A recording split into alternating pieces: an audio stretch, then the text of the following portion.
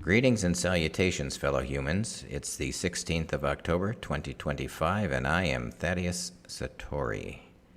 Today I would like to talk about why I think that the movement toward governance by one man will likely ultimately fail.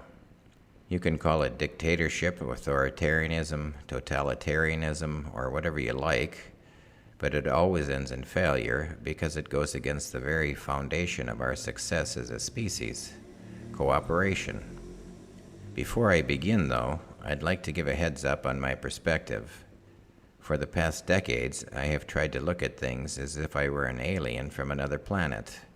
No skin in the game. From this vantage point, it seems to me that we humans are all insane, and it's simply a matter of degrees. Just look at how we are destroying the natural world and the planet, and by extension, our own children and grandchildren. That's some crazy shit. We are a very social species, and we need to work together in order to survive. We need rules that place limits on our self-centered tendencies. The founding fathers of the United States attempted to do just that. They established 3 branches of government to keep everyone in check. They knew that we humans are not to be trusted, and that we need external limits on our desires. Though this experiment has been flawed from the outset, we have made a lot of progress in the last 249 years. We even had a couple of great leaps forward with the New Deal in the 1930s and the Great Society in the 1960s. Unfortunately, the peasants working together, owning anything, or having any say in the making of the rules doesn't really suit the ruling class. So, they have been fighting against any external limits ever since the founding of the nation. We are all programmed by some combination of genes and environment, nature and nurture. And it appears to me that most in the ruling class, being raised in their environment, have been thusly programmed to believe that they are somehow genetically superior, and therefore deserving of the right to rule, hoard, and of course, to exploit lesser beings. Like so many of us across the entire spectrum of humanity, they don't realize that humans are flawed and often wrong. Gods can be perfect, we can't. Those at the top, since they control the means and methods of programming, manage to get many of the peasants to defend them and even die for them. Pretty amazing, really. If you haven't, I would recommend that you read the interview with Hermann Goering by U.S. psychologist Gustav Gilbert after World War II. Goering does a good job of summing up on how to get the masses on board to support insanity. It's worth a read. Whether it's the far right or the far left, the Authoritarian Playbook is the same. Eliminate free press so that your message is the only message. Jail or kill your opponents. Blame all the problems in your country on the other, usually minorities with little power. Makes no sense, I know. Make broad sweeping promises unencumbered by detailed plans. Convince enough people that only you can fix everything.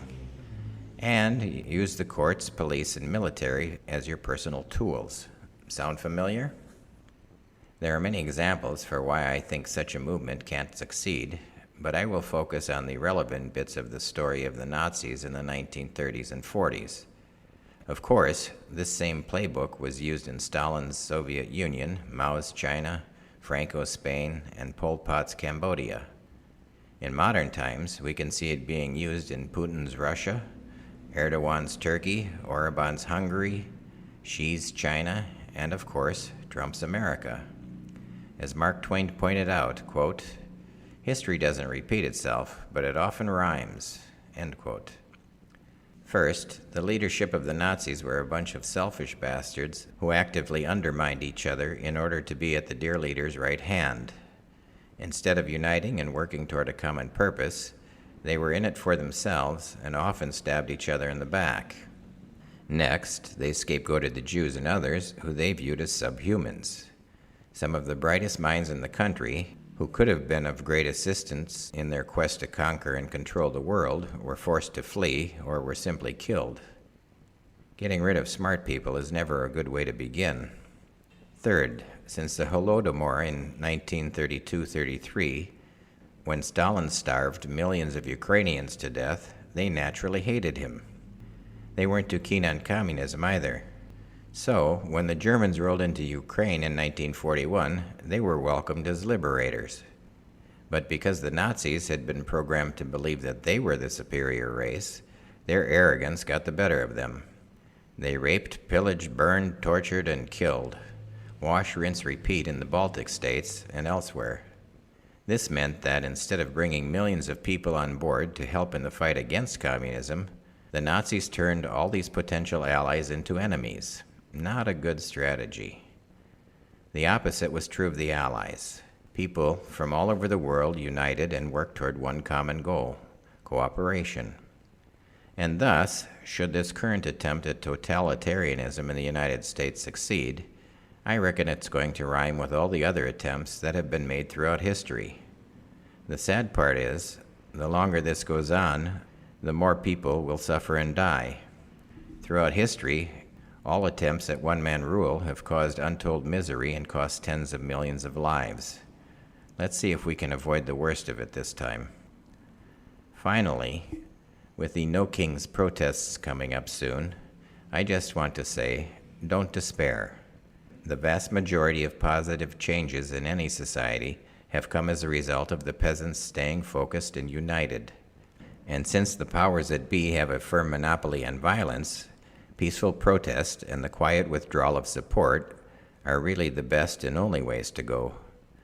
Think of Gandhi's peaceful approach in gaining India's independence from Britain, or of Martin Luther King Jr.'s peaceful methods for ending segregation. I can certainly appreciate the desire to punch back, but don't. It only plays into their hands, and violence is not the way to go. That's all I've got for now. Thanks for listening. Cheers.